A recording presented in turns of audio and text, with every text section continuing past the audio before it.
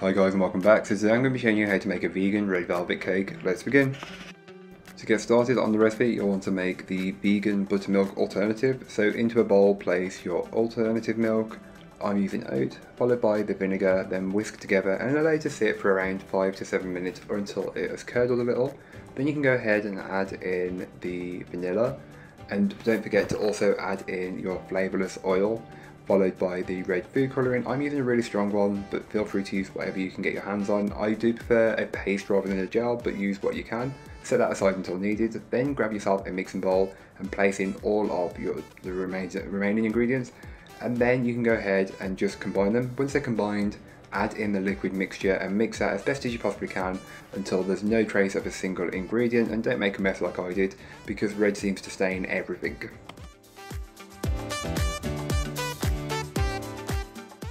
Once you have a cake batter formed, you can then go ahead and give the bowl a good scraping down, and this is a great way to just incorporate any bits that may not have been fully worked in from earlier on. So make sure you get the very top of the bowl and the very bottom of the bowl, as these are the places it's most likely not to incorporate.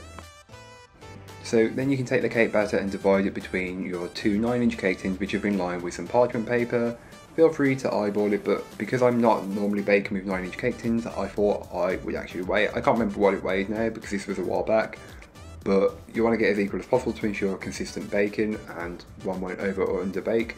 Then here is what they look like just before they go into the oven. I will leave all the information you need to bake this cake in the description, in a link which will be take you to my blog, which is in the description, so don't forget to check it out.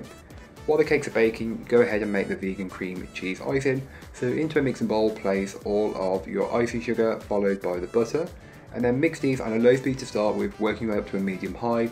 And you'll want to incorporate some air into the mixture, so it should go a little bit more fluffy and a bit paler in colour and consistency, which is what you're looking for.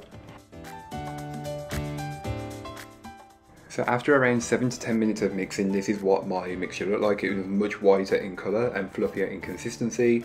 Go ahead and give the bowl a good scraping down. This is just to incorporate any bits that may not have been fully worked in from earlier on. Then you can go ahead and add in your vegan cream cheese alternative. I'm using a brand that is available at the supermarket. I will leave it in the recipe, so don't forget to check out the link. Just mix that in until it's fully incorporated and then you're good to go. It shouldn't change the consistency too much as you'll be using it cold. Then when you're ready to decorate, take your plate, board or stand and place a blob of buttercream on there. Place your first layer of cake on and then pipe, or however you want to decorate the cake. I started by piping a border around the outer edge of the cake and filling that with the buttercream and just spreading it out as best as I possibly could to get it level, sandwiching it with the second layer of cake and repeating the process. But then on top, around the outer edge, I just do a little bit of piping, which is just some shells. But again, you don't have to, this is completely up to you. I also do a swirl on top just to keep the decoration as simple as possible, as sometimes a good cake like this does not need extravagant decoration.